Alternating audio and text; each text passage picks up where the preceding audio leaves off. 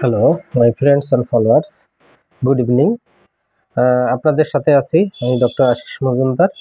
আর আমাদের আজকের লেসন হবে ইংলিশ গ্রামার। ইংলিশ গ্রামারের কি টপিক?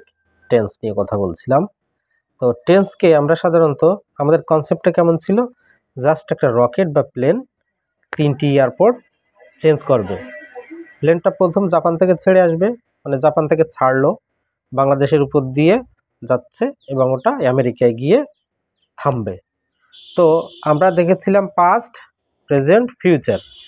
এবার আমাদের প্রধানত যে 3টি অংশে ভাগ, এটাকে এবার 4 ভাগে ভাগ করা হয়েছে, মানে ডিটেলস যে ক্লাসিফিকেশন। 3 4 12, তো আমরা 12 না, আমরা 3 3 9টা শিখলেই হয়ে যাবে।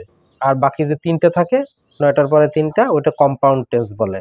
যেমন পারফেক্ট কন্টিনিউয়াস, পারফেক্ট এবং কন্টিনিউয়াসকে যদি আমরা আলাদাভাবে ভালোভাবে বুঝতে পারি, পারফেক্ট কন্টিনিউয়াস হয়ে যাবে। তো লেটস গো, আমরা শুরু করি। তো দেখুন, আমরা কন্টিনিউয়াস করছি আজকে। তো জাপান থেকে একটা প্লেন কন্টিনিউয়াস অবস্থায় ছেড়ে দিল, তাহলে কি বলবো? একটা সেন্টেন্সকে যদি আমরা এখানে বলি, তাহলে বলবো কি? আমি স্কুলে যাইতেছিলাম, অথবা আমি স্কুলে যাচ্ছিলাম। তাহলে কি হবে? I was going to school. তাহলে সাবজেক্ট, তার সাথে কি হবে?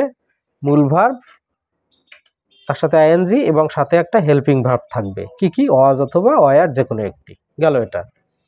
এবার যখন বাংলাদেশের উপর দিয়ে যাচ্ছে, তাহলে ওটা কি হবে? Present continuous. প্রেজেন্ট কন্টিনিউয়াসে কি হবে? Subject I am going to school. তাহলে এটা কি হলো? Present continuous. কি হবে?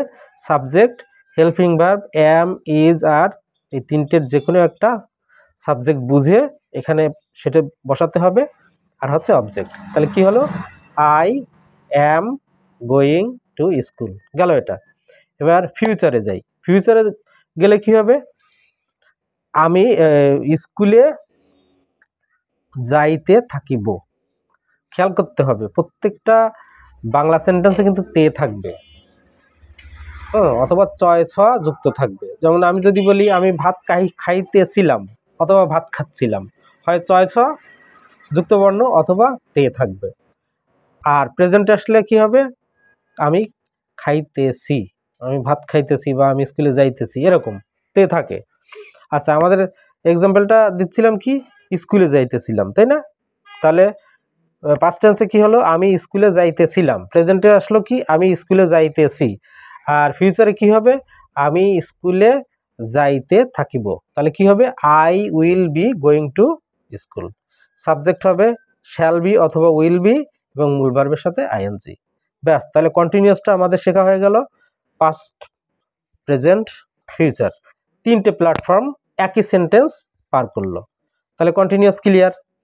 তো এই হচ্ছে আমাদের আজকের লেসন ছিল কন্টিনিউয়াস। পরের দিন থাকবে পারফেক্ট। ঠিক আছে? এইভাবে আমাদের ধারাবাহিকভাবে আমাদের ক্লাসগুলো চলবে। তো সে পর্যন্ত সবাই ভালো থাকবেন, সুস্থ থাকবেন। ক্লাস কেমন ভালো লাগলো কি মন্দ লাগলো কমেন্ট করে জানাবেন। Stay connected with me. Thank you very much. নমস্কার।